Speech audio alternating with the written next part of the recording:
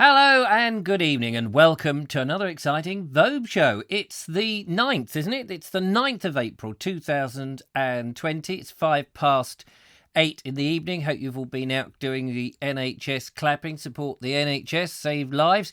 I'm afraid to say I haven't been able to do that today. I didn't dare get up from this chair just in case. I couldn't get back to it. I've had a bit of a bad back recently and so I've strapped myself in. However, here we all are, and it's lovely to see so many people already lined up at the doors trying to burst their way into the Vobosphere. So let's just have a quick look to see who's joined me this evening. If I can find where the mouse is, I can get over onto the special little department that does show me that. We have people such as Alex Braid, Audrey Forbes Hamilton, Barry Stevens. We have Beach Writer 8, Being There Photography, Francisco Boing Bellringer is also out there. Lovely to see you. Jeff Kellison driving across the USA. Kevin Smith, nice to see you. Kevin's Rambles. Les Jarvis. We have Mark Donny McLeod. Hello to you, Mark Donny McLeod. The lovely Lara is there. Mr. O'Connell. Philip Scarborough from Jackson, Mississippi. Hello to you again. Philip Hammond, I may have said that. Ron Langley, Stephen Musco, Stephen Gully, the lovely Julia I did see out there earlier. A few more people coming back. Thank you so much for joining us on this evening's show. It's been a lovely day outside here in jolly old Worthing. Unfortunately for me, I've seen the floor most of it as I've been on my back with this terrible bad back. However, I did have a lovely hot bath at about 5 o'clock my time, and that seems to have relaxed the muscle quite a bit. And I bunged on some deep heat, and I've managed to do a few bits and pieces. Didn't get a I got a video done, but I didn't get a walk done today. I have been stuck inside, barely able to move. But don't let my little problems worry you. We have got some more videos, and hopefully we've got some calls from you to tell us what you've been up to, that kind of thing. And everything will get better and better. And as far as the clapping goes for the NHS, which is brilliant, and I see in the comments there that more people are doing it now, which is fantastic. It was interesting that somebody from the newspapers asked the whoever it was who was giving the briefing today, yeah, never mind the clapping, are you going to give them some sort of financial reward at the end of all of this, seeing as they're braving their lives? And I thought, yeah, jolly good. They can either do with a pay rise or a big fat bonus to say thank you for going in and saving all those people, saving the people they have saved, obviously, and supporting those everybody who goes through the NHS thing. Because let's face it, they've got to be worth it. A bonus, I think, to them would be fantastic. But what do you think? You can give me a call on 0793 4746 790 is the number here in the jolly old UK. If you're overseas, I think you have to put 44 and drop the O in front of it. We already have a phone call coming straight in, so that's very nice. Let's find out who's on the call. Hello, mystery caller. Hi, it's Alex Braid from Shrewsbury. Hello to you. It's who, sorry? Alex Braid from Shrewsbury. Bread? Braid. Yeah, Bread. Oh, well, that's brilliant. How are you up there in Shrewsbury? I love Shrewsbury. Yeah, you've done a few videos here. I have indeed. I guess all the flooding has gone now. Oh, yeah, it's dried down now. I can walk about now. Yeah, I bet. Well, God, that was a nightmare, wasn't it? It was. I mean, it was up to my waist at some points. So I couldn't get to work. You didn't wade in it, did you? No, I had to walk round the long way. Yeah, because Coleman and all round there, that had pretty much just disappeared, hadn't it? Well, yeah, that's the way I had to walk. So I went to Coleham, to Asda. Yes. And then I had to walk all the way back and all the way around. My goodness. I mean, because I remember, they were telling us all about the floods and what have you when it was going on. But it's like all these things, they don't tell you when it's receded and it's all gone. So you still got in your mind. I kept thinking, I wonder if it's still flooded. But that's all. Well, yeah, because by Asda they're building new houses. I'm thinking, well, that's right where it flooded. Yeah, that anybody with a good memory is going to think twice about buying there. Well, yeah, they're not going to get any insurance, are they? I mean, they're going to struggle. Yeah, absolutely. So, what part of Shrewsbury are you in then? I'm in Gaines Park, up by Race course lane. You did a video or something Yeah, where yeah. the old race course was. That's right. Yeah, there. No, it's oh, lovely. It's a lovely part. It's a lovely part. It's sort of near Cherry Orchard, isn't it? Yeah, well, I'm on the paddock. All the places around here are named after the racetrack, I believe. Yeah. So, So you're on the paddock. yeah, Any ghost horses go through your neck of the woods? I've not seen it. I've seen foxes. I've seen badgers. I've not seen any ghosts. Ah, well, that's all right then. That's all right. But anyway, I just wanted to ring and just thank you for doing your shows. I think they're absolutely marvellous. Oh, you're a star. Thank you very much. It's I my mean, pleasure. I can't get to every live show on nights, obviously, because I work nights. Well, people have got lives. I do remember that. People do have lives of their own. What do you We did do? What do you do? I stack shelves at Asda. Oh, right. Oh, okay. Well, you're one of the important key workers that we've been clapping. Well, I'm not so important as the NHS. I mean, they're the important ones. So let me ask you this, because to my mind, to the ordinary person, the places like Asda, Morrison, Sainsbury's, and all of them, they're the Yeah. key. They're the key places where people are going to meet other people. We're all doing social distancing, Yeah. but in the supermarkets, we've all got to buy food. And they're the key places where people are actually going to sort of bump into other people and potentially Catch it. Yeah. How do you feel about that, working in that environment? Well, the checkouts and the online shoppers, they all wear gloves. They got the shields and stuff. But on nights, we don't have anything. Right. So you're working at nights then, not in the day. I'm on. Well, I start at 8 o'clock now, so I've got 2 hours of customers. Right. And then the online shoppers start at 2 a.m. So then I've got them. So And the social distancing seems to go out the window a bit. yes, I can. I mean, it's very difficult running any of those sort of businesses where you've got to be that distance apart all the time, because you're going to. It's impossible, basically. Yeah, absolutely. But that's the thing. I mean, you are one of the frontline workers. You're in it. Have you seen many members of staff go off? I think there's been a few on days. We've lost one on nights. Right. I don't think she's got it, but she's high risk, so Yes. she's taking the 12 weeks off. And were you given the choice to carry on working, or could you say, actually, I'm not going to work, but they'll keep your job on? Or was there no discussion at all? No discussion at all. Oh, right. Oh, that's interesting. But I do think we've got the choice. Yes. Yeah, well, I bloody well should think that you have got the choice, to be honest with you. It's like, do you want to... I mean, it's not like in the First World War where they're being said, well, you've got to go over the top and, shoot at the enemy, come what may. Because if you don't, we'll shoot you. It's not, we're not back there 100 years ago. I mean, we're not, are we? But, I mean, these people that, excuse my language, taking the piss a bit, it's like, I just want to shake their heads a bit and, like, get back indoors, It's Yes. like, I have to go out. I mean, it's like people, the NHS, us, working in the stores, Jeff, from America. Yes. Lovely guy. Lovely guy. People like us, we have to go out. So tell me, what do you think then when I go out, when I've been able to with my back, quietly, first thing in the morning and just trying to make a little video and then come back? Is that taking them? No, I think that's perfect. I mean, with that, I get stressed out. I come home in the mornings. Obviously, I can't always watch the live shows, but I'll watch the repeats. And it's like, you're not taking the piss. You're keeping your distance. Yes, well, I tried deliberately to go when, fewer people rather, are out and about. First thing in the morning, I need a bit of light to do what I do. But, I don't see any problem with people going out. As long as, like you say, they're not taking the mickey. Yes. Keeping a distance. I don't see a problem with that. Well, it was fascinating talking to Lara the other night. Oh, yeah. Whose boyfriend, Ricky, is a chef. And he was, unfortunately, we've discovered that since then, and I hope Lara doesn't mind me saying, that he's now been furloughed. But he was working at a university, and these kids in the university, they're just partying left, right, and centre, and social distance is something they've not even thought about.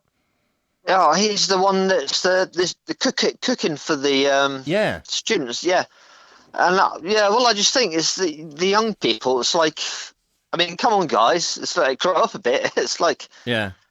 I mean, it's not just affecting the old people, like they said at the beginning. It's affecting everybody now, isn't it? It's like, yes, absolutely. I mean, one never quite knows what underlying issues means, and it might just mean you smoke a bit, you don't run very much, and you're just like a lot of young people who are at university. They're sleeping very little hours because they're partying at night and they're working in the day. Yeah. And if you just be a bit run down, that might be enough to be an underlining issue.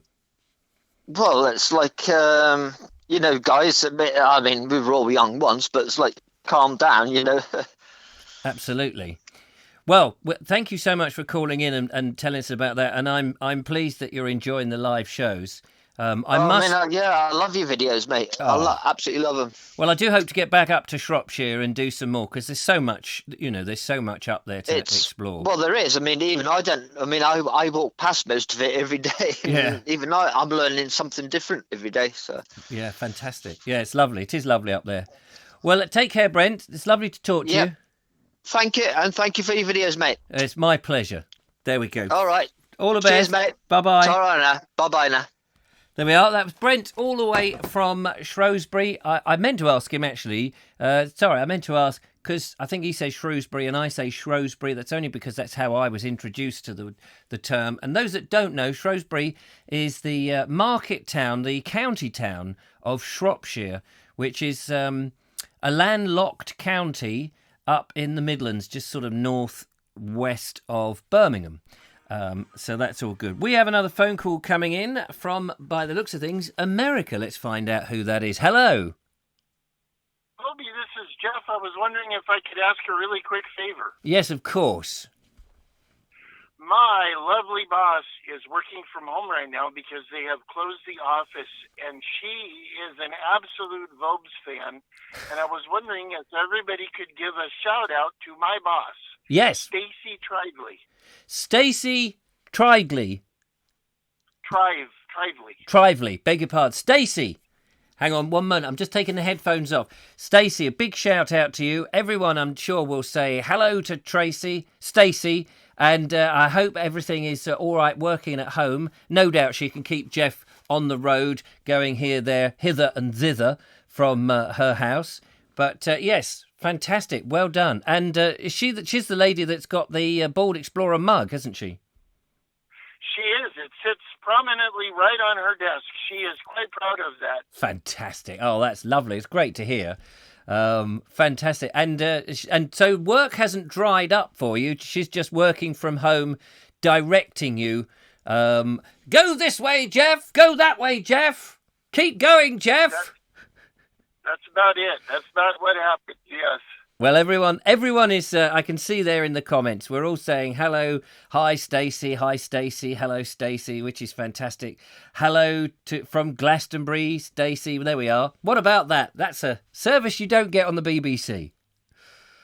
Thank you to everybody very much, and I hope everyone is well. And I'm very happy to see Rich from Floating Our Boat back healthy. Yes. Oh, that's so good news. That is. And it was lovely to talk to him yesterday. Absolutely. Where are you at the moment? Because we like to keep track of you. Where are you now? Iowa City, Iowa. I am still on my way over to Story City, and then tomorrow, sometime in the afternoon, I will be in Seward, Nebraska.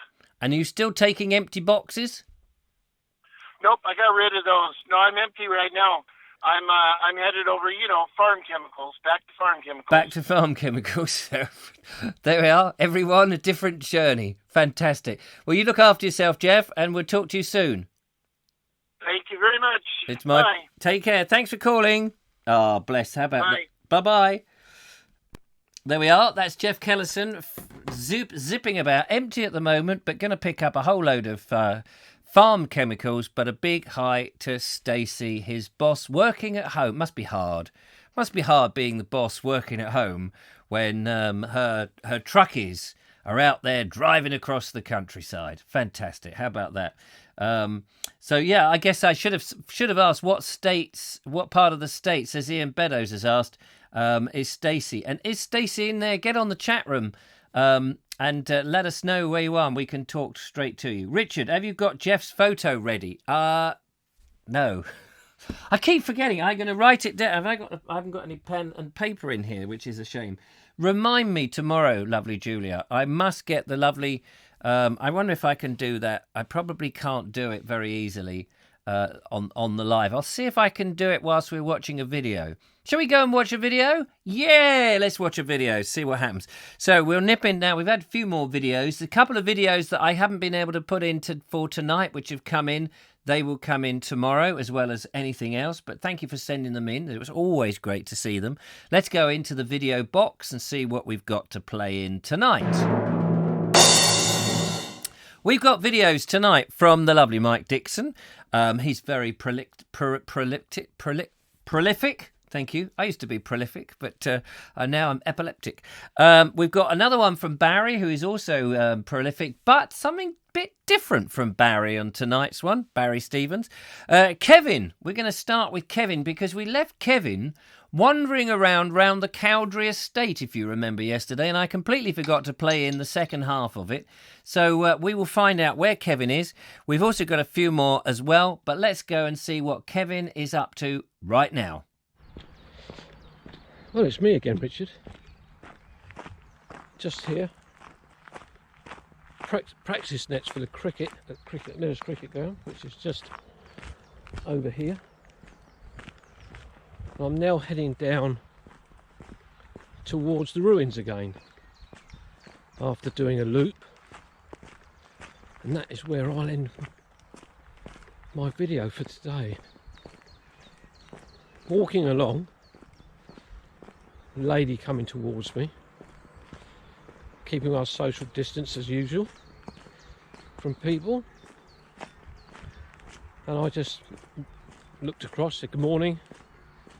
She said, good morning, Kevin, how are you? And I looked and I said, sorry, I don't know you, or don't recognise you, to say. And she said, oh, my name's Christine Wheeler, we used to go to school together. I said, oh gosh, yes. And I said, well, I do apologise for not recognising you. I said, but then again, I said, you managed to recognise me. She said, Kevin, she said, you've got one of those faces that you'll never forget.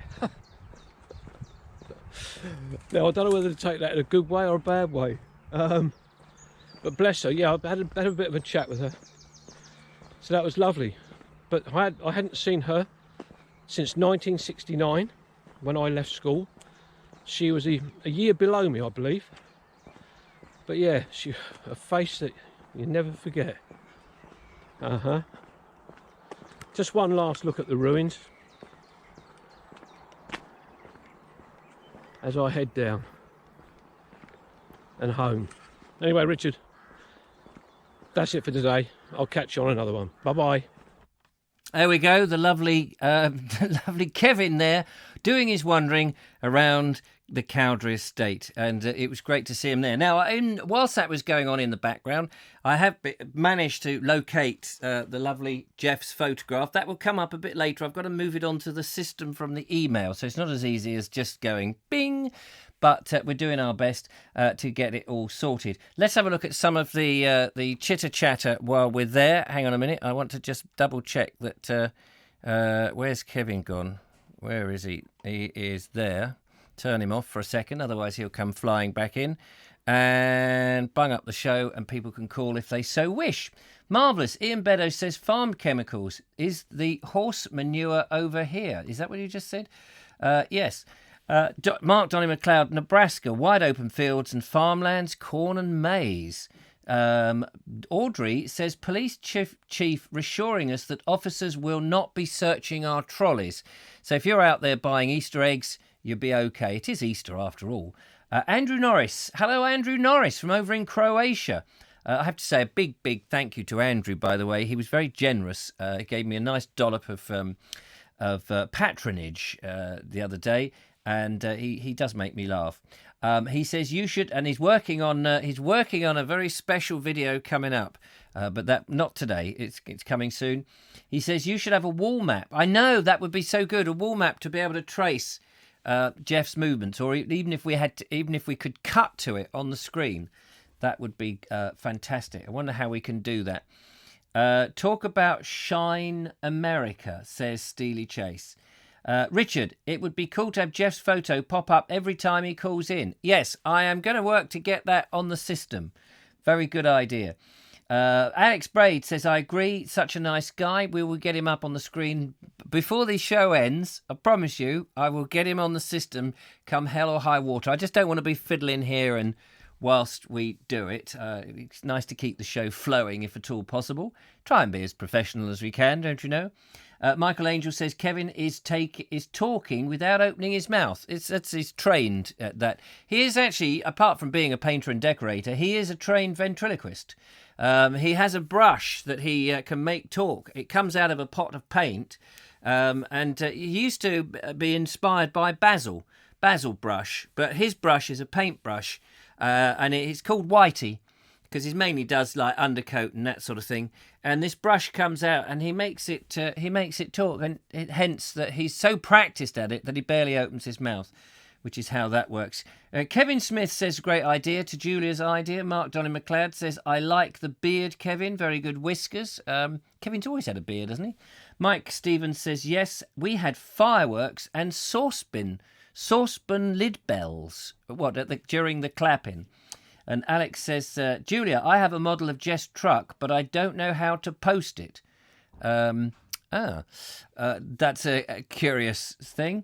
And Ed Loud says, Alex Braid, as long as it goes past a Burger King, I guess. Oh, yes, because poor old Jeff keeps having to pop into Burger King in order to get a meal. Alex, amazing. I need to source good maps in the meantime. Right, okay. So let's play in another video. And whilst we're playing in another video, I will see if I can get Jeff's photo up on the screen, which would be superb. Let's go into the video box. And in the video box now, Steve Musco, which is a friend of Kevin. This is the sort of Kevin Hall show tonight. Steve Musco has been out on his allotment. Now, he sent me 2 files, so they're one after the other. So let's play the first one in. He does admit that some of the sound is a bit quiet. I can't really boost it any more than it comes in. So you may have to prick your ears back, and we'll see how we go. So let's catch up with Steve Musco, who's out there in his allotment. Well, good afternoon, Richard and fellow Vobesters. This is Steve Musco.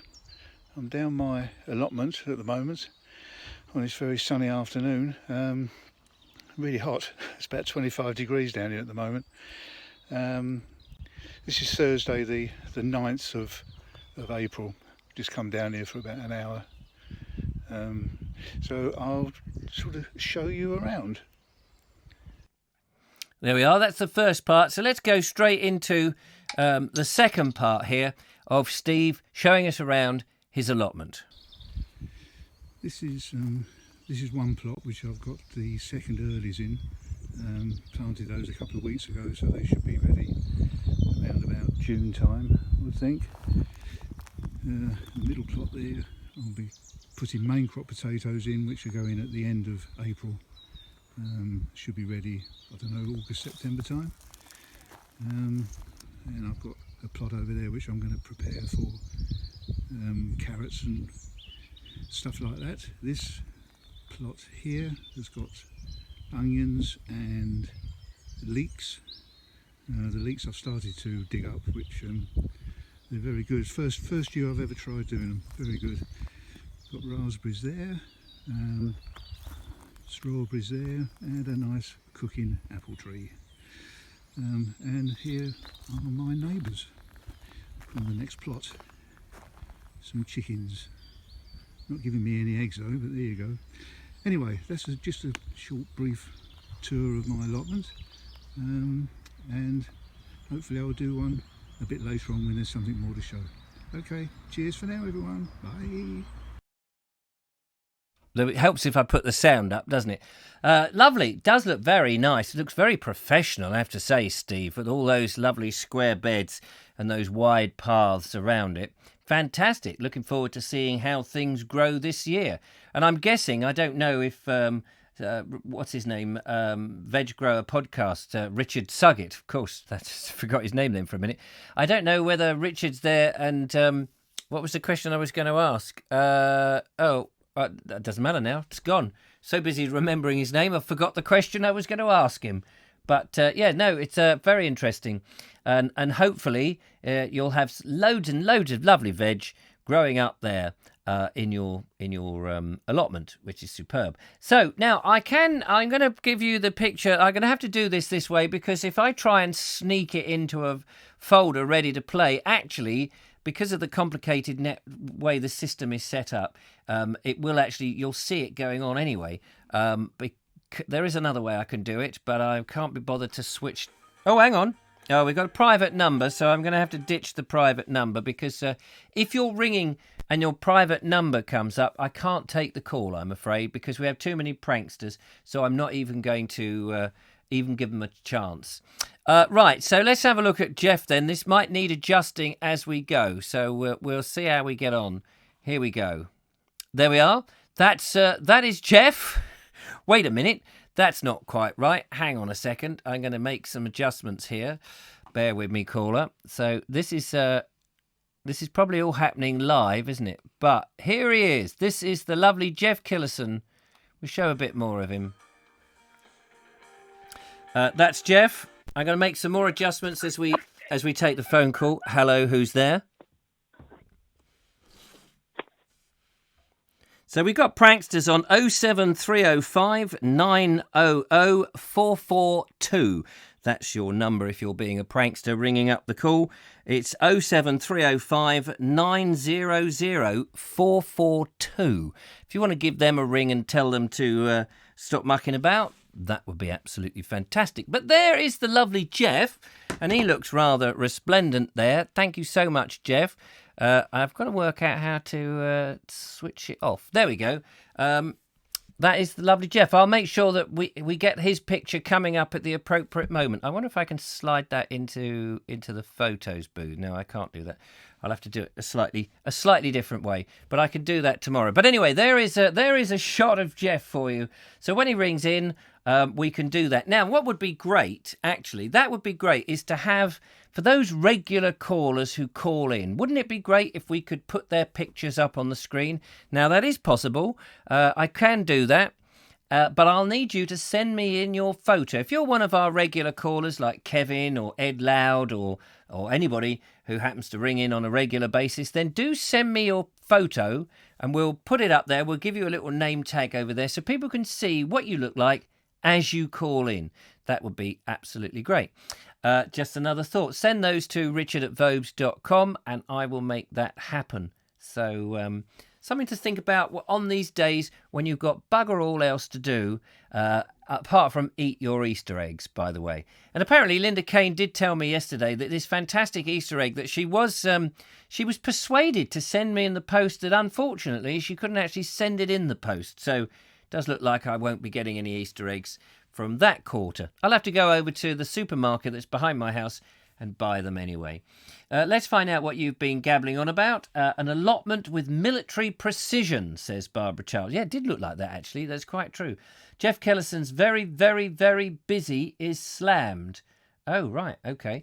And Lara says, good luck with the growing. Steve, Philip Hammond says that's a very neat allotment. That was the neatest allotment I've seen. Even Mr.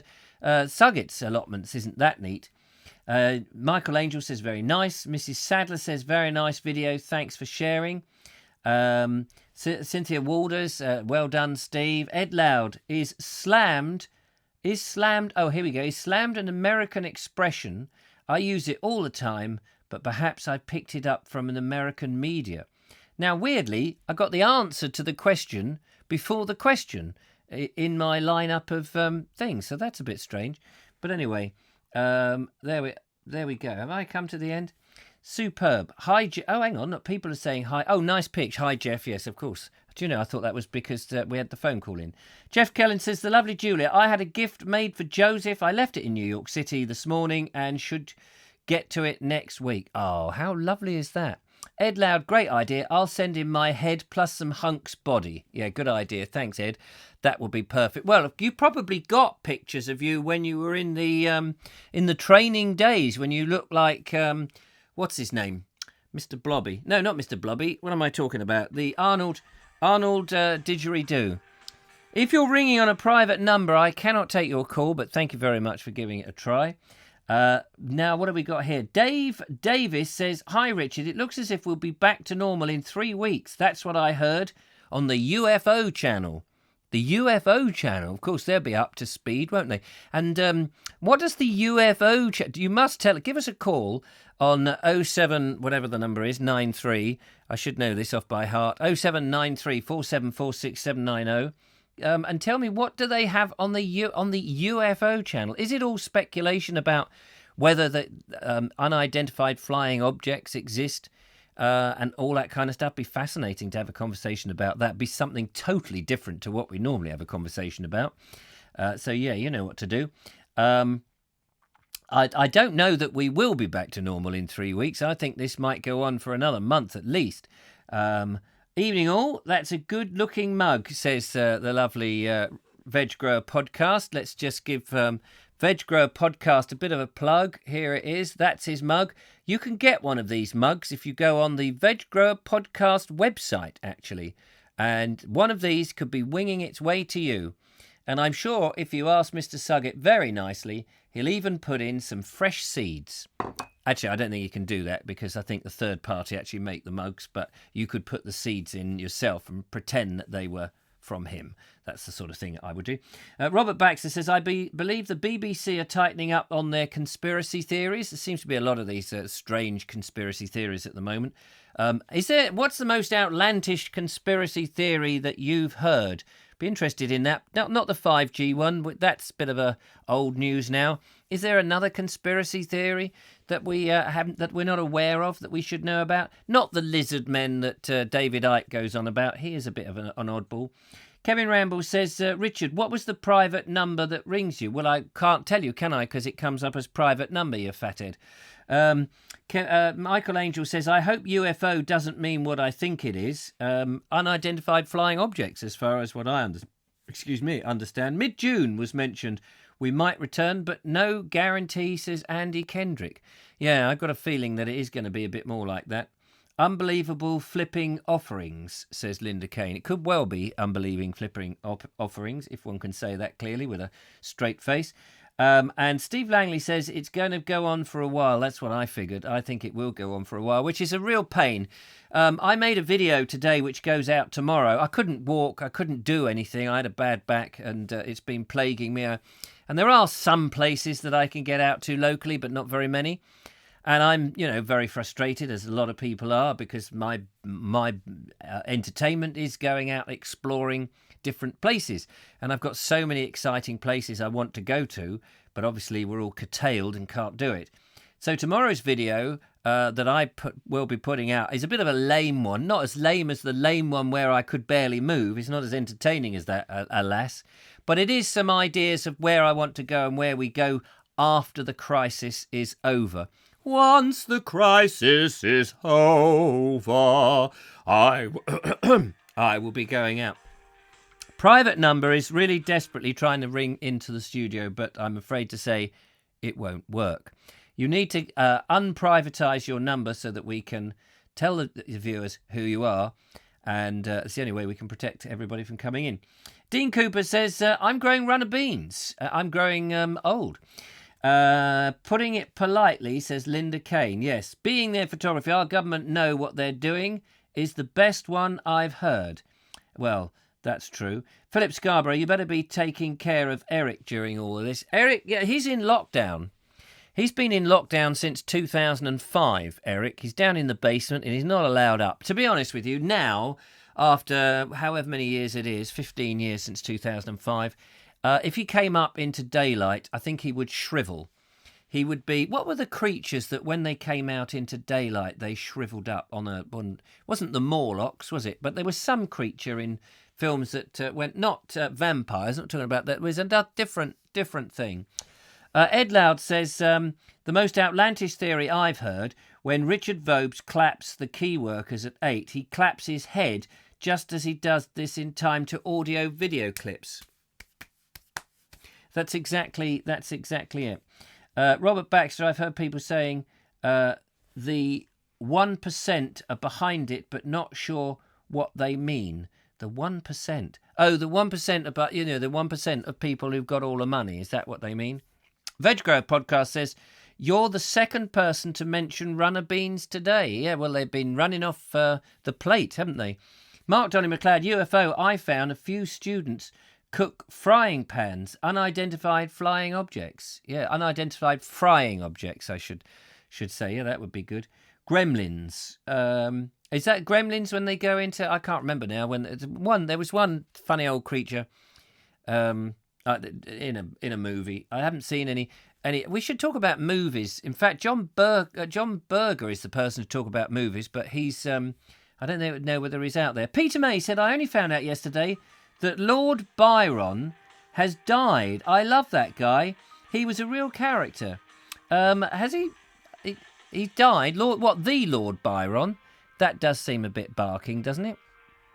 The Lord Byron has died. Yeah, he did die some time ago. Wasn't he? He was a poet as well, wasn't he? Lord Byron.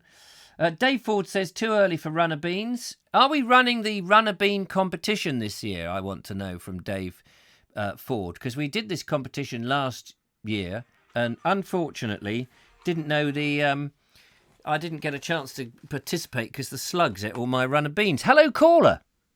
Hello, Richard. How are you? I'm very well. Who's that? This is Dean M. Cooper. Dean M. Cooper. Yes, Martin's the bit in the middle.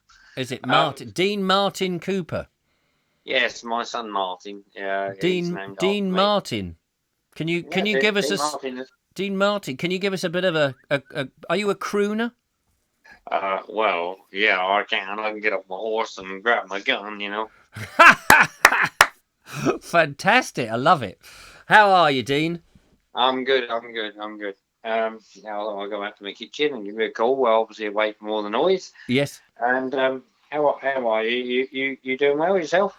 Well, funny enough, my back issue has caused me a lot of jip today. But since I had a bath at 5 o'clock and I lowered my naked body immersed in all that warm water, I haven't noticed the blind bit of difference.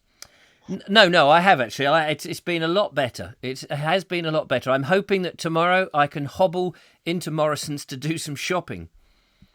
Well, yeah, I did suggest yesterday. Obviously, it's a bit hard to come by. I don't know if you can get hold of it down there, but there's stuff called Radium B lotion. Radium B? That sounds something like the UFO channel sells. No, you can get it in Boots, but right. Obviously, the chemists are obviously chewing up an awful lot these days. But I've got something here in my cupboard, and it's an ointment. It's a very liquidy ointment, and you can rub it on, and have a hot bath. Rub it on after you've had your bath, and then in the morning, everything will be healed. You won't notice you've had a bad back. Is that right? Radion B, did you say? Radion B, yeah. It's a very, very good lotion. And I've got some here. As I say, it's I can just picture you, Dean, in your bath, in the naked, playing with your little bottle of Radion B, rubbing it on, getting very excited, and then in the morning you're healed. Well, yeah, pretty much that's what it does. Except I haven't got a bath; I've got a shower. Oh, have you? You can still do it in the shower then, presumably, safely. Yeah. So long as you've got it absorbs. Obviously, it's a very, very thin lotion, yes. It's incredibly powerful, and it acts as like a cooling. It has a cooling effect and like a warming effect all at once, and it is really, really good. Andy Kendrick says Radian B. I don't know whether anybody else has ever heard of it. Is this a secret complex that you've invented and No. you sell on the black market? I'll take the picture of my bottle here. I'll show you. I'll send it to you. No, it actually exists. It is a very, very good stuff. It is very good stuff. Andy Singleton. Andy Singleton says, "What about WD-40?" Well, no, that's not going to help, is it? Unless you've got creaky joints. Don't make me laugh, because that actually hurts the back a bit. Actually, to be honest, yeah, it will do. Yeah. You need to keep it quite still. Obviously, but the best thing, like you said yesterday, the best thing to do with a bad back, obviously, take some painkillers if you've got some. Try and keep moving. Yeah. And obviously, the more you move, the less it should hurt, and eventually it should ease itself. Because people were saying to me things like, "Oh, it's a slip disc, or it's sciatica," and I spoke to my son Billy, who's a trained physical trainer, weightlift trainer, and he's done all the exams, so he did all this theory on muscles and stuff, and he said it's not sciatica because that would be shooting down your leg. And it's not a slip disc because you'd know that would be a different thing. And I have had, I've pulled muscles in the back. We've all done that, and we all know how debilitating. But this has been just 2 days have been the worst 2 days of the pulled muscle. Now, it may be that, I'm not a spring chicken, as a few people have told me. Very kind of them. Well, neither am I. That's why I have to look after it. Yeah. Well, you've got your Radian B, so... I have, yes. In your shower. I use Radian B, deep heat, and I've also got some freeze spray, which is all in the blue can. Oh, in the blue can? Yes, in the blue can. And do you allow Fiona to rub this on for you? Does that make a difference? She has done, yes. She has rubbed she's done the Radiant B lotion on my back before, yeah. Yes. I've come out of the hot shower, and because my pores are all hot and open, it soaks in. Yeah. And, you go to bed and you wake up the following morning. With a smile on your face. Yeah. It's gone. Yeah. It's that good. It's that kind of... Oh dear! I just hope there are no children listening tonight, because obviously children can't play with Radian B. That's obviously it's just for grown-ups. Well, George, no, he never plays with Radian B.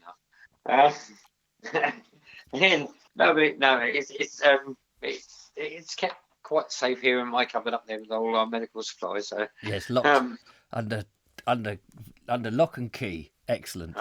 Well, yes, it's safe. It's pretty rare though to get hold of it. It's quite hard to get hold of. Is it prescription? It's not prescription, is it? You have to ask. No, you can buy it on the shelf. Will Morrison sell it then at a supermarket? You can try, but the only place I found it in was Boots. Boots Chemist is I can't remember who's producing it now. It's up the back here something. I'll see if I can find it here. What about Tiger Balm? Have you tried Tiger Balm? That sounds good. Spectrum. I've never tried it. No. Let's see if I can see who makes it. It's probably Heinz, isn't it? It's probably Variety 58 or something. Heinz. Yeah. No, not Heinz. No, it's muscle lotion. Effective relief from aches and pains. Oh. Right, I need my glasses on. Sorry. That's all right. There we go, my glasses. I'll read what's on the back and who makes it. Luke Hearn Brown is a new person there. Hello, Luke. He asks, "Is the Sex Detective making a comeback?" Now that was a pilot I made. About 2000, in the year 2000, something like that, or might have been 1999, somewhere around there. And that was I'd finished, couldn't advance my children's television projects during that time. And I wanted to do something which separated me from children's telly, because I thought that I could do things for grown-ups, not specifically not adult material, but just grown people who are not children, basically. And I thought, well, I need to do something which proves that I'm not just being typecast as a children's entertainer, and so I made this thing. It's if you search, I think you have to be over 18 to watch it, but if you search on YouTube under Vobes, The Sex Detective, it might blow your brains out. We didn't have Radian B, though, in that. I wish we had a pot of Radian B. That would have made it really go with a bang. Yeah, no, this stuff's actually produced by a company in Huddersfield by Thornton and Ross Limited. Thornton and Ross. Yeah, Thornton and Ross, and it's produced in Huddersfield. And as I say, it just comes in like a grey plastic bottle with an orange lid, but it is amazing stuff. Well, it really works. Fantastic. Well, I'm so pleased you told me about that. I'm going to rush out and see if I can get some. If my well, I won't be able to rush out, of course, if my back is still playing up. But it's worth having in that little medicine cabinet. That's right. Yeah, I've always got it here. I mean, there has been times when I've obviously because I'm, as you know, I'm a delivery driver. Yeah. And you're unloading all sorts of different ways. That's right. I bent over in the warehouse one day and I was just picking something up and my back went completely and I was on my hands and knees. And for a few days, you know. Not a pretty sight, I imagine. No, it's very, very painful when that happens. Yeah. You know, you just don't know what to do. You know, you can't move and obviously I've got this in the cupboard and I come home. I'll persevere with it with like my deep heat and my freeze spray during the day, and just try and keep moving where I can. Obviously, I'll do everything a lot slower than what I would do normally. Yes. But when I get home, I'll... when you get home, Fiona comes out, Radian B, in the shower, and... that's it. There you are, healed. Following day, I'm healed. Yeah, that's it. Right as rain. Thank you so much, Dean, for selling that product to me. I will... If I can't get it, I'll send my son out to get it. Well, yeah, I mean, I will always lend you my bottle. Yeah. I know where you are. I'll post you through the door next week. That's very true. You can always lend me your bottle. Lovely. We know where that's been. All right. Well, thank you so much, Dean. It's been an absolute pleasure to talk to you, and thank you for calling the show. No problem, Richard. Talk to you soon. And we need a photo of you so we can, next time, we can put you up on the screen. I'm sure there's one there somewhere. Yeah. I'll send you one. Yeah, that'd be lovely. Thank you, Dean. All right. Take care, mate. Take care. Bye-bye. See you in a bit. Bye. Bye-bye. There we are. That's the lovely Dean Cooper with his bottle of Radian B, which I've never heard of before. I take his word for it. The perfect cure for bad backs. So there we are. What more can you say? And Mark Selwood says, Richard has done a leap of faith into adult television. Yes, it was that was back in 1997. Get it rubbed on Richard's back. Yes. Fiona says it smells better than deep heat. Yeah, deep heat is a funny old honk, isn't it? Luke says, well, I loved it and thought it was very funny. Do you know, the thing about the Sex Detective, it was a spoof. It was a spoof about... at the time I made it, I don't know if people remember back in the day, there was Channel 4 and Channel 5. And Channel 5 was putting out this pretty much, it was just sort of soft porn. And it was supposed to be slightly educational, but it was just, you know, a way to build an audience, really, of dirty old men, mostly. Anyway, I watched it avidly. And after some time, I thought, you know what, there's a room for a spoof. And at the time, I think it was just before The Office started up, the comedy thing. And there was a thing called People Like Us, which was a comedy programme. And there were a few of these sort of spoof things. And I thought I might make a spoof, which is a bit like these sex programmes, but it is a spoof. So what I did is, it was fly on the wall, documentary style. I got a whole load of unknown actors. And we improvised the scenes. I'd worked out what the scenes were going to be about, and it was hilarious. And I made a 20-minute version, and then I cut it down to 8 minutes. And I can't remember which one is still online now. Probably the 8-minute version. But it is a bit rude and a bit risque, which is why it's got an 18 certificate on it. I think you have to somehow prove you're 18. I can't remember how it works now on YouTube. Anyway, I took it to Channel 4, and they asked me to come in to talk about it because I'd made the pilot, and they said, "Can you come in? We want to talk to you about it." So I thought my television career was going to go, you know, having done the children's television and it sort of plateaued out. I thought, oh, here we go. Fame is coming at last, because I was in this programme. I starred in it as Steve Snoops, the sex detective in this 1960s style suit and stuff, going around modern suburbia, finding out what goes on behind closed doors. That was the sort of basic brief. But it was all spoof. It was all stuff that wouldn't really happen. But it was all done as if it was true. So Channel 5 asked me to come up, and I go in and we see this chap. And he loved it.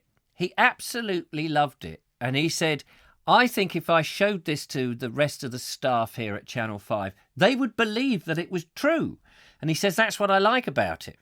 So we were talking. He says, yeah, well, you know, the only problem is, Richard, that, you know, you're an unknown producer, only known in children's television. You've got this great idea, but our slots are, in those days, we're talking 1999, around that sort of period, our slots are roughly £50,000 a show. It would cost them 50 grand per show. That tells you how much money was sloshed about in the old television industry back then. And he said that our programme would actually cost about £100,000. And so because it would cost too much to make, they weren't going to go for it. Well, we made it on a shoestring, and I'd cost it out using modern calculations of what people were being paid and the industry and the amount of crew and all the rest of it, because you had to do a lot of work on the preparing a pilot like that. I worked out that it would cost about 25 grand, which still is ludicrous amount of money, because programs these days are made on even less. But back then it was classed as drama, even though it was fly on the wall spoof. So it never flew. But it was my pilot that nearly flew, which is a bit of a shame. But there we are. So what do you make of that? You weren't called Richard Vobes in that, I seem to remember, says Robert Baxter. No, I was called Steve Snoops. That was the character. I'm Steve Snoops, which was hilarious, really. So there we are, on Channel 4. But it could have been on Channel 4, and it would have been a hoot making it, because we had people there who had a slipper fetish, and they got very excited. The outtakes on that were hilarious, as you can imagine. It was the heady days of hedonism, I suppose. Let's go and have another little video, shall we? Why don't we? Sounds like fun. What have we got lined up in the video box? That's Steve. Hang on a minute. Hang on. I've got to get in there. I forgot to close that down. Let's have a look here. Oh, yes, Steve Agger has sent in a video. A little bit quiet again. But this was up near Ferring. What I was interested in is I've walked where he's going to show you an interesting place. I have walked there once about 20 odd years ago, completely forgot it was there. And I need to go back there and walk up. But Steve, tell us where we are and show us all the sights. Hi Richard, and to you Vobes out there. I'm in a nice location here in Ferring. Got the Ferring Rife here. On my permitted 1 hour walk. Just walk from the seafront up here. Just down bridge here. And distance there. Yeah, got high downhill.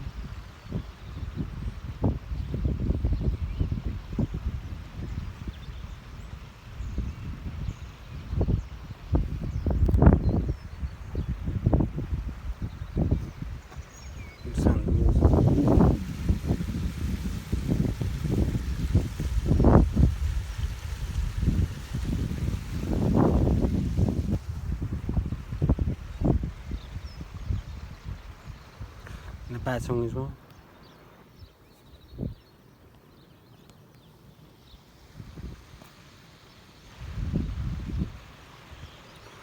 Beautiful area.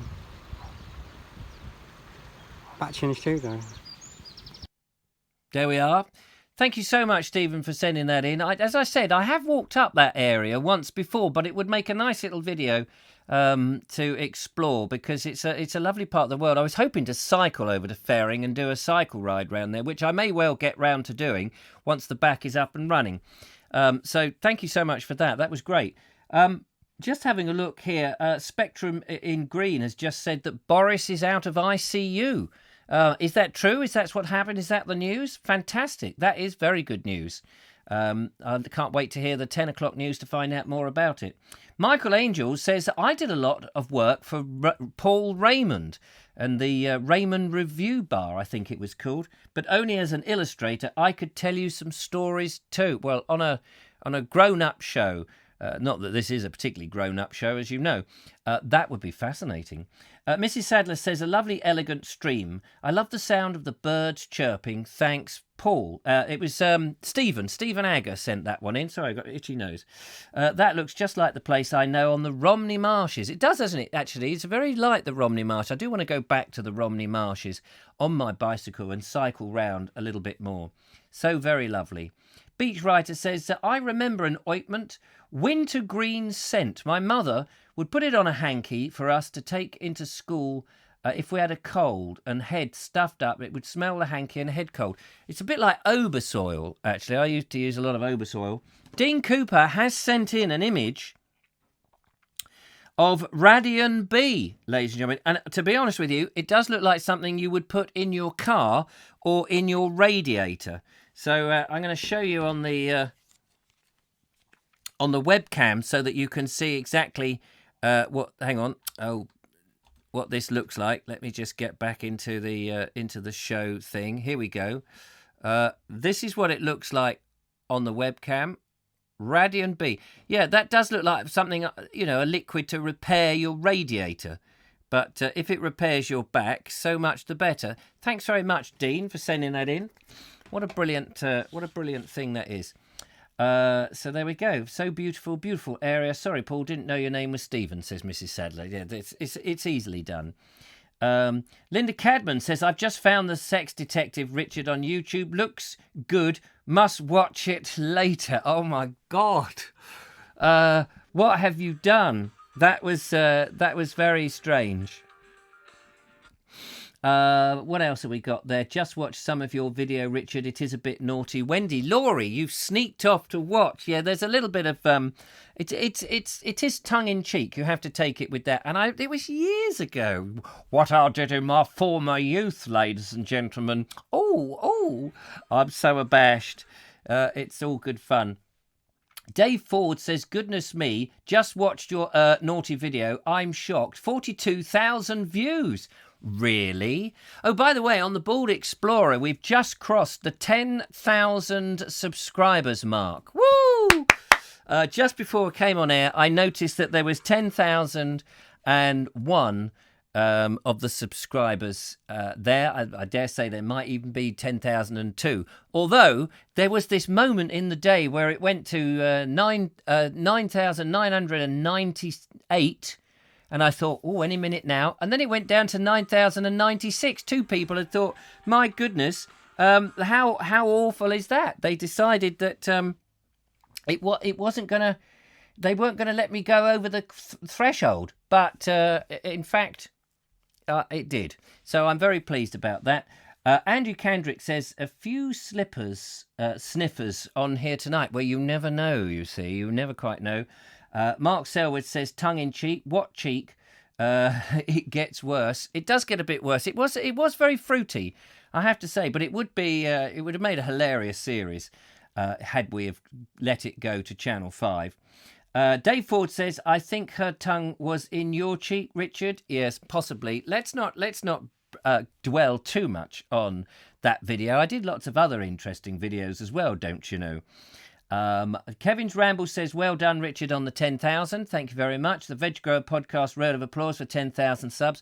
And that is a lot of work, actually. I did think about making a video about, like when you reach these sort of things and say, oh, well, this is how I did it, how I got to 10,000 subs in 2 3/4 years. But then I thought, no, that's blowing one's trumpet and it looks a bit silly. Jeff Kellison says, congratulations, Vobie. Thank you very much. Well done. That's very kind of you, Bald Explorer. I think I know him. Yeah, he is my doppelganger. My doppelganger. So that's quite funny. Can't beat Snug and Cozy, says Ian Beddoes. Yes, if you haven't seen the previous thing than the Sex Detective, then there's always Snug and Cozy. My history is all on YouTube, and it's all on the same sort of channel, other than this one.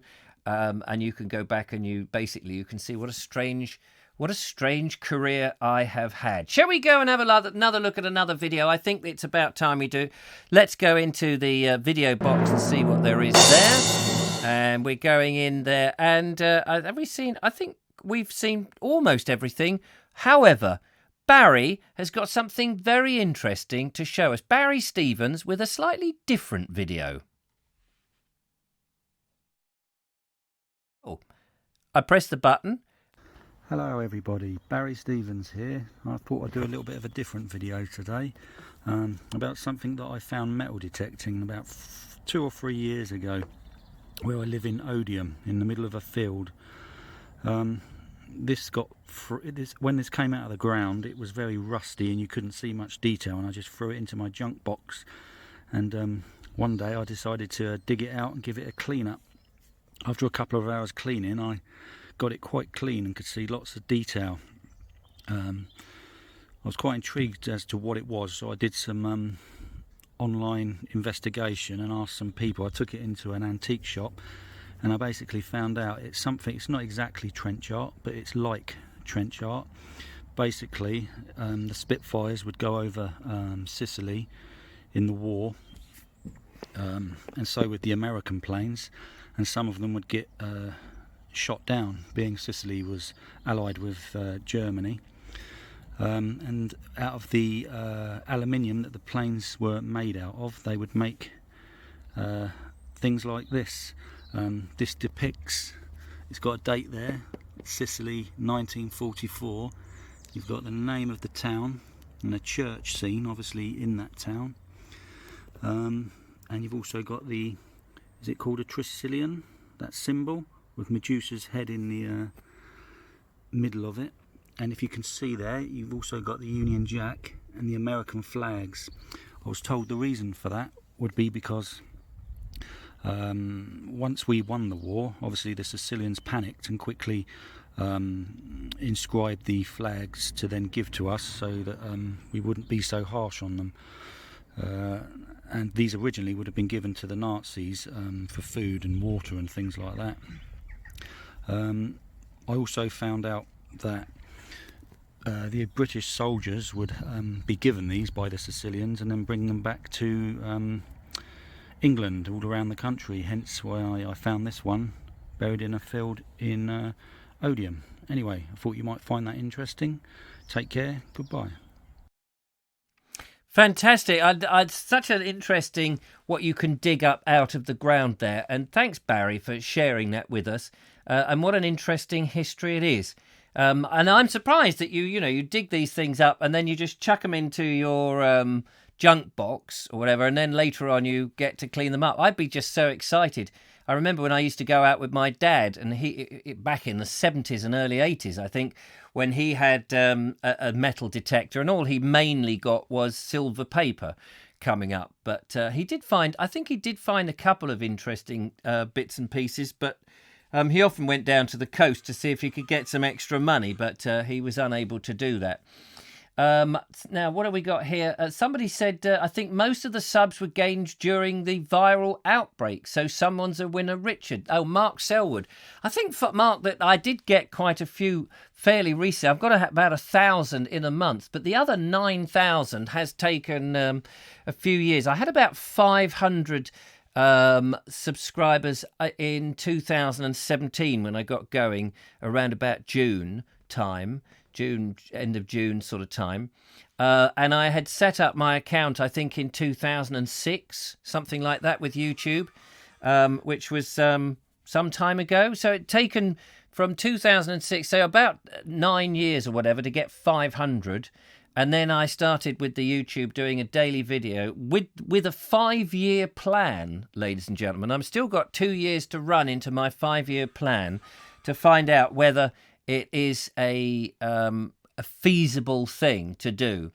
So I think it is. I think I'm proving that it's a feasible thing, but it's a question of whether one can really make a living from it and carry on. But at the moment, you know, why stop? It's so much fun. Ramiboo says, just got home in time for you to probably say goodbye. I don't know what the time is. Oh, it's 9:09. We've got one more video coming up, ladies and gentlemen, so panic not. And just a quick note on that, if you would like to make a video, then do make sure you film it this way. Most people are doing that now, which is superb. Send it to me via WeTransfer, which is a service that you use on your browser, www.wetransfer.com, and all you have to do is put in my email address, and I think you have to verify it now with a little code, but it's very easy to do, and it comes over to me. Not everybody's been able to do that. We've got a video that's coming in tomorrow, but that was put onto Google Docs and sent to me from a lady called Carol. So we're going to look at that. That looks very interesting. So that's all very good. But well done, Barry, for that video. That was great. Jeff Kellison says, I thought it was when Julia put on the purple hat that people started to come along. And that's, you know, possibly true.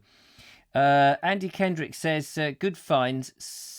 Silicon sausage dropped it. Yo, good find, Barry. Some silly sausage dropped it years ago. Yes, I see what you mean. Yeah, some silly sausage. Barry Season says, thanks everyone. The American flag was put on at the same reason the British was. So there we go. The phantom phone caller needs to get a life, says Linda Kane. Yeah, I think they're having a bit of fun. I'm going to work out how I can actually stop any private calls coming in after today's show so we don't have the interruptions. I apologise for that. Best thing to do is just to ignore these idiots. In fact, what I have been doing also just answer the phone so that it's costing them money, but I don't answer it. So now they can hear me, but we can't hear them. The volume's not up. They can chat away. It doesn't really make any difference to me whatsoever because I'm the one that's doing the talking. And in the end, they wait for a bit and then they hang up. So they've got nothing else better to do. It's a shame. But there you are. That's life in the fast lane for you. Let's have a look at our last video of the night then, ladies and gentlemen. This has come from another prolific one of our supporters, Mike Dixon, who has been taking little Bella out for walks, as we know, and he's gone to a slightly different place today. Mike, tell us where you are and what you're up to. Hello, good morning. It's Mike Dixon and Bella. And there we are. We actually got a shot of Bella this morning. So you know we have generally got a dog that we have to take for a walk. Thank God we got a dog, because with this lockdown it's important having to take her for a walk twice a day. Gets us out, and we're lucky enough to live very near Shoreham and Southwick, so often our walks bring us along the coast, or this morning we're down at Coronation Green, which is near the Norfolk Bridge in Shoreham, and it's a wonderfully sunny morning. You can see Shoreham Beach in the distance. The mud flaps on the other side are RSPB reserve, so they're protected. There's lots of sand dippers, all the various seagulls, and a collection of birds down here. Very beautiful to see. That's what they call the ferry boat inn. That is the new bridge that was replaced several years ago. The old concrete one, concrete and steel, that was rusting and needed to be rebuilt. And there was a competition locally in a ballot, and the decision was to call it the ferry boat inn, because of the boat that used to go across from the Shoreham town over to the beach. And near us is the ferry inn behind me. We'll pan round, and that's the Shoreham Yacht Club, which is being rebuilt. And even in this lockdown, you can see that the construction staff are still authorised to work.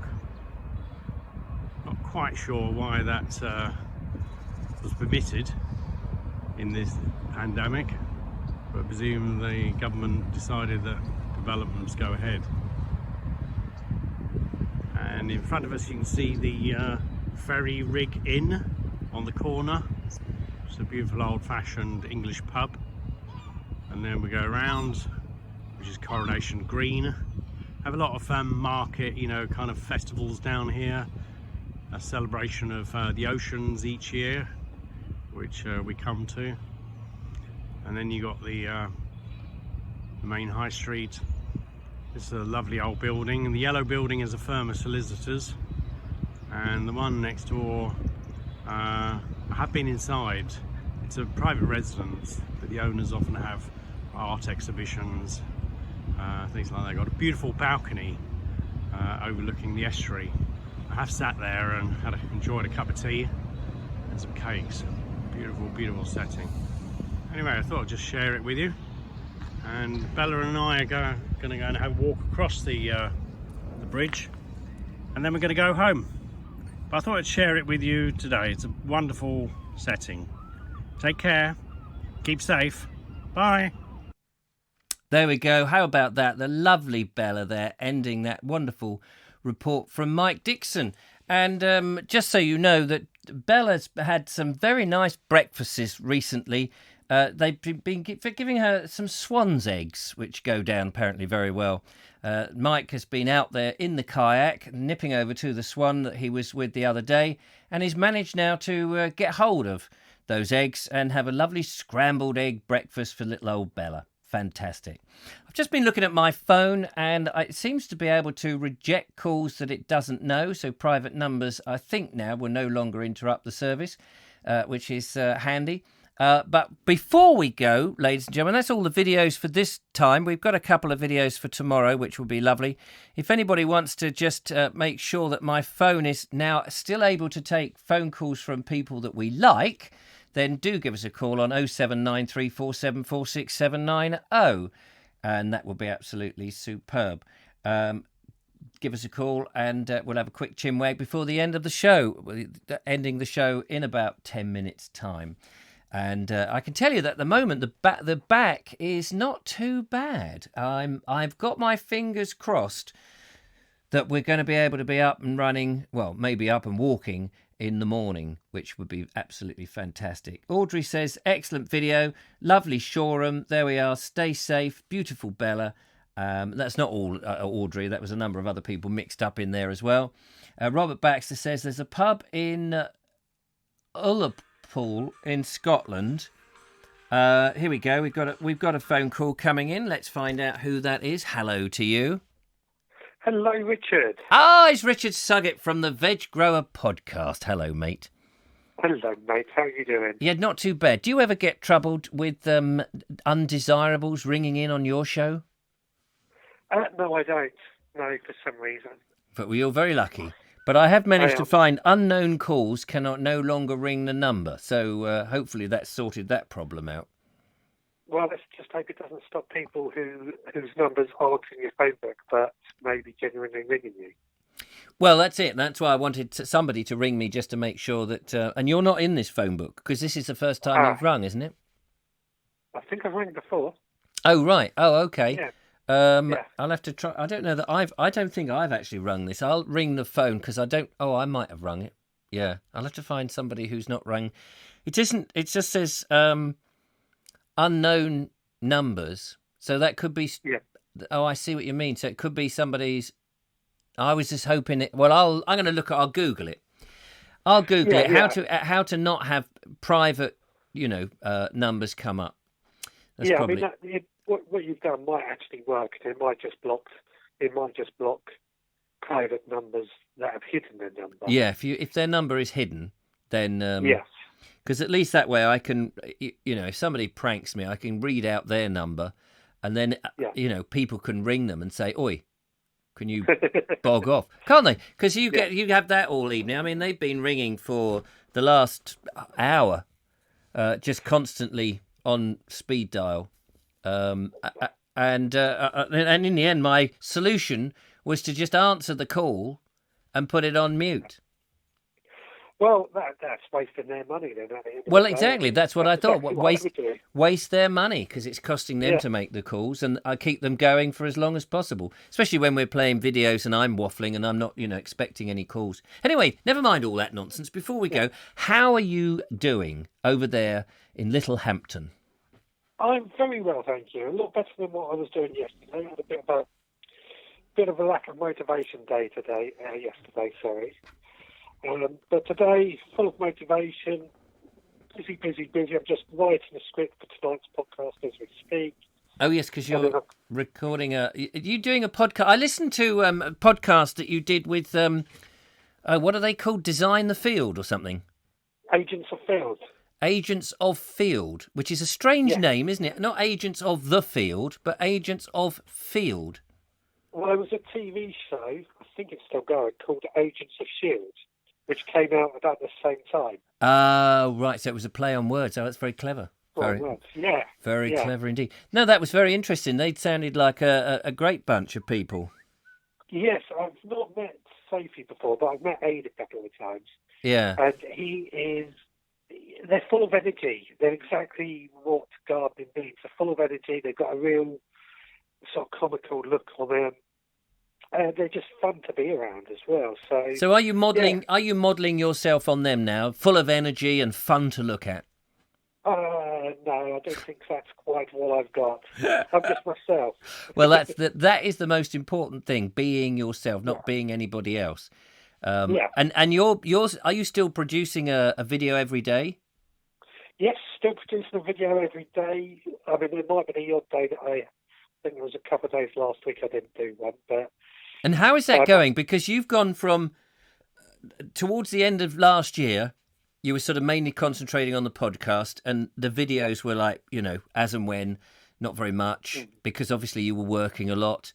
And now you've gone, you're not working because you've been furloughed, and you're now just thrown yourself into the world of YouTube and podcasting pretty much full time. Yes. And how does that feel? Because I know what it feels like. But how does that feel from going from, something that you did in the evenings as a hobby now into almost your main occupation? You know what? I'm starting to really enjoy it. I'm trying to figure out, I've kind of figured out how I can set my time so that it works well. I mean, I've been working up until midnight most nights to get everything out there, which doesn't leave me very much time to sit down with the wife or just sort of chill out and relax. Just hold that thought that you've been working until midnight just to get the stuff out there. This is the thing that a lot of people do not realise goes on behind the scenes. They think, we just chuck a video together and it goes out. And this is the sort of dedication that you need. You don't get to 10,000 subscribers by just sticking the odd one here, there, and everywhere. It is bloody hard work, and now you're doing it, and you know exactly what it is. And you knew, I mean, you were working, but you could, if you were tired from work, you thought, I can't do a podcast. But now it's become, I'm definitely getting a video out every day, even if it means I've got to go stay up till midnight. And I know exactly what you mean. I mean, I would say when I was working, I was still making sure the podcast went out because on a Monday night. Podcast, as I said, that's always been my priority because it's what I love. Yes. And there's a possibility that if I can work out a way of funding it, I might just do the podcast and the YouTube videos full time and give up my day job in the possible future because I've enjoyed it so much now. Yes. But what restricts my time so much usually is, one, I work pretty long hours during the week, especially in the middle of summer when I'm incredibly busy. Joy of a fridge engineer, we get busy during the summer when fridges break down often, and 12, 13, 14 hours a day isn't unheard of. No, long hours, very long hours. Very long hours. To then come home, spend a couple hours doing a video, a couple hours doing a podcast. It's not doable at all like that. And the other thing, we won't spend too long on this because I know this is a sort of us talking shop thing, but the other thing is that you get to a point when you start doing any YouTube channel or podcast or anything, is that you realise that you need to expand to keep it interesting, to keep it fresh and all of that. And in order to expand, you need to spend a bit of money so that you can perhaps go and visit different places, even if it's money for petrol to go in the car to visit Wisley, for example, go around Wisley or one of these big, these places, because people will find that interesting and they'll also find how did you feel about it and all of that. But in order to do that, you need to bring in the money. And then you've got this sort of weird juxtaposition about, and I remember this back in 2005 when I was running a podcast, and I said to the podcasting world, when there were very few of us there and they were all doing it for free, and I said, but we need to earn some money so we can improve what we do. And the horror from the podcasting community, earn money from it? And the people, of course, 6 months later, other people, it was like I was saying something new and radical, which wasn't, of course, new and radical. But 6 months later, people were going, how can we make money from this? Because we actually quite enjoy it. And I thought it's not just about enjoying it. It's about it's a service to the audience and you want to make it better and, buy new equipment, buy whatever you need to make that product work. And then it's that question of how do you get the money in? Yes, yeah. And I've been having conversations with people today about how to get the money coming in, because it is a tough one. It is a tough one. But I mean, other YouTubers, from my model has simply been that YouTube adverts don't pay very much, but 50 quid a month is what I'm about on average earning. 50 quid a month, that's what 2 tanks of petrol for me. So it doesn't take me very far. It's certainly not paying any wages. It's not going to pay a rent mortgage or the council tax and all of that. And a lot of YouTubers who just say, look, if you like the channel, donate. And at first that was quite a big step, but I think it's now people understand that if they want unique entertainment and quality, they don't mind chipping in a little bit. And I love the fact that I can say it's down to the audience to pay what they want to pay, that I'm not making a subscription, it's £12 a month or whatever. If they want to pay $1, that's fine. If they don't want to pay $1, that's fine. I've had a couple of my patrons say to me, sorry, Richard, because of the crisis, because of lack of work, I can no longer afford to support you. And I absolutely understand that, and I appreciate, all the work, all the effort that they've done, all the, the supporting that they've done. But I'm not going to stop them getting the videos and stuff, because they may come back when they're a bit more affluent. Well, I mean, that's it, because I've had quite a bit of support from my listeners and my viewers who, I've sold another T-shirt today, and I don't make much money on the T-shirt or the mugs, but it's an incentive, isn't it? It's an incentive. Yeah. I mean, if people do go out of their way and buy your merchandise, that says a lot about how much they support you and how relevant it is and how important. And I think, even if you've only got a few people doing that, there are going to be more people in the world who like what you do and will support you if they like you. And, you're a likeable fellow and you work hard and you're honest. And I think these are the qualities that you need to bring forward to any YouTube channel. And I, people I think know that I do try and work hard, even with a bad back. And I think people value that. And I think it's the honesty that YouTube people and podcasters give that perhaps the mainstream stuff can't do, because they're just too big and slightly old school.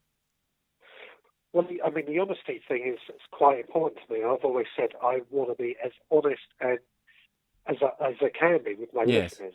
Yes. Which has turned some companies off that I've spoken to, because they want to they want everything to be theirs is the best. You know, since creeping up to the 10,000, I've been amazed how many companies have come out of the woodwork and said, I had one the other day, a torch. They wanted me to do a torch. And you know how these things work. They say, can you review our torch? And I thought, they're not going to pay me. They'll let me they'll let me have the torch. I don't want the torch. I'm not particularly interested in the torch. I don't really care about the torch. Yeah. They'll let me, but they're not offering to pay. Or I have had somebody say, well, we'll give you $45, and you can have the product, which was some weird shoes. And I thought, no, I'm sorry. The integrity is, unless it was something that really, really was relevant to what I do, then I would do it. Or they're going to have to pay me a lot of money to promote their product. And then I would tell the audience, okay, I'm being paid to say that this Veg Grower podcast mug is the best mug you'll ever get. If you want a smug mug, this is the Smugs Mugs mug. And in fact, on the back of it is my smug mug about to slap myself on the head. But Richard, we sort of run out of time. I'm going to finish here. But we could talk all night. People, ladies and gentlemen, please check out the Veg Grower podcast. If you're in the garden and you're doing some stuff, Richard does offer some hints and tips. He shows his life, what he's doing in his garden. And he is an up-and-coming YouTuber. But you've been working at it for 5 years, so hardly up-and-coming. Yeah, and please subscribe, because I can soon on my way to 1,000 subscribers. There we are. He's on his way to 25,000 subscribers. Well, we're all on our way to that, aren't we? Yes. Brilliant. Lovely to talk to you, Richard. Yeah, will do. You take care. Take care, and I'll see you soon. See you soon. Cheers. Bye-bye. Bye. There we are. That's the lovely Richard Saget, proving that the phone line still works, and also telling us about how difficult it is to run this stuff. Anyway, sorry, that was a little bit... what's the word? Talking shop, wasn't it? I'll just quickly run through some of the... my eyes have gone a bit blurry now. Jeff Kellison's guess I'm going to have to go and get rid of this trailer, grab another one. So good night to you. Well done, Jeff. Veg Grower videos, how to sow tomato seeds. Then the next day, how to sow cucumber seeds. Sorry, Richard, just taking the mickey. Oh, that's very nice of you. Oh, we've got another phone call coming in. Let's just quickly take that, see who that is. Hello there.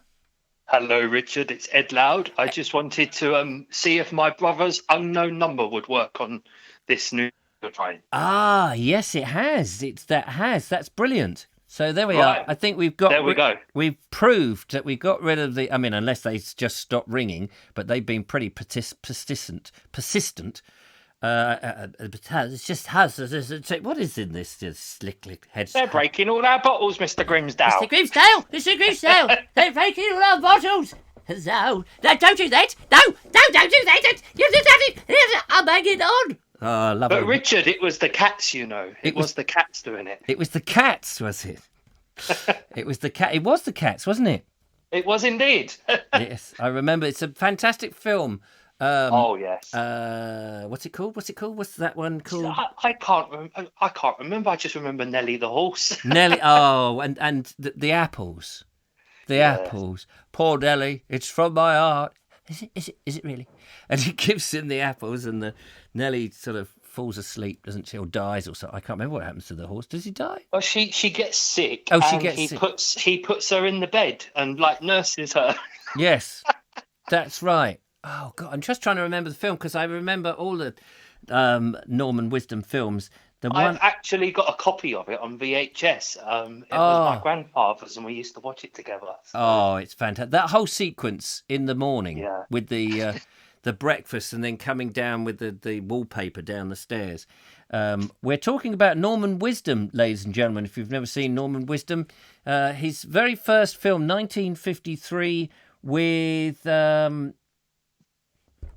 what's it called? Trouble in Store. Thank you very much. Don't cry for me. No, don't cry for me. Don't laugh at me, 'cause I'm a fool. Oh, fantastic. That one. But the one we're talking about is not called that. Search me. Oh, what is it called? Come on, I know. I'm terrible. When you put me on the spot, I forget the names of things. A square peg. That's because they were all Proverbs, weren't they? One Good Turn. That was another one where he was lived in an orphanage, and there was the car in the shop window that he wanted to buy for one of the characters. There was the Square Peg. That was the army one, where he played the mean German commandant, didn't he? In that one, do you remember that one? Yeah, that's right. Yeah. And the bad. What was the one with On the Beat? On the Beat. There's one of my favourite ones. When he's the policeman. He's the policeman, and he also plays the main crook. Julio Prepare. Oberon Prepare. Julio, he creates. I always remember that one because he walks around swinging his truncheon rather nonchalantly, like he's dancing. He wants to be a policeman, like my dad. Yeah. And he's on stilts. If you haven't seen these films, of course, people will think, what the hell are they on about? But yeah, Norman Wisdom. If only I could remember the one where he is in the dairy. Oh, what is that called? You put me on the spot and I'll forget it. It's one of those things. 5 minutes later, I'll remember it. Yes. It happens to me all the time. What is it? Oh, anyway, that's the one where they're breaking all our bottles. That is the one. Fantastic. Well, you proved it works. Well done, Ed. Yeah. That's fantastic. And have you had a good evening? Oh, can't complain. I've been watching this show on YouTube. Oh, yes, there's a trouble. You know what it's like, Yeah. I wish I could get the chance to watch, but I keep looking at this camera. Oh, all this text. Well, you do like to sit there in the limelight, don't you? Oh, I do, yeah. It's nice light. This light up here is this lime, actually? Why they call if it's not a lime, it's a London plane.